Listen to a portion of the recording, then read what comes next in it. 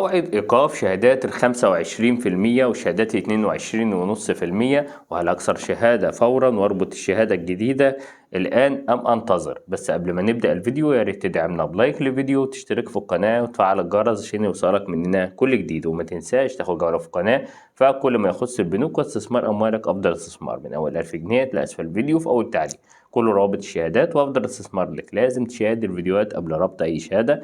بعد اللايك والاشتراك في القناة تعال بينا نشوف الفيديو الجديد.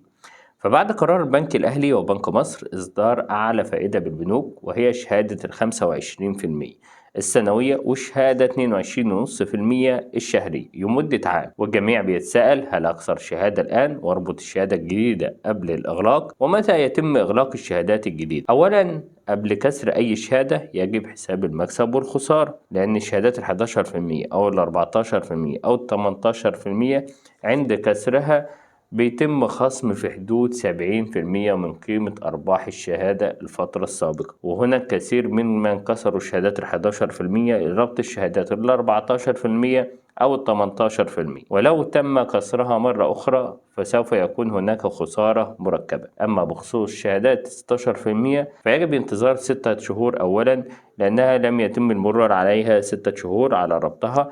أما شهادات ال18% فالنصيحة لا يتم كسرها، لأن الخسارة هنا هتكون كبيرة والفارق لن يعوض عنك خسارتك. أما الشهادة 11% أو 14% فهنا التفكير في كسرها بسبب الفارق الكبير في النسبة، ولكن يجب حساب المدة وكم سوف أخسر وكم سوف أكسب من الشهادة الجديدة 25% أو 22.5%. أما بخصوص موعد إيقافها فلقد صرح محمد الأتربي رئيس مجلس إدارة بنك مصر أن الشهادة 25% أو 22.5% سوف تكون لفترة محدودة وليس هناك نية لتمديدها، وأنها لفترة قصيرة ويتم إغلاقها، فعليك التفكير قبل الإجبار على كسر الشهادات وربطها.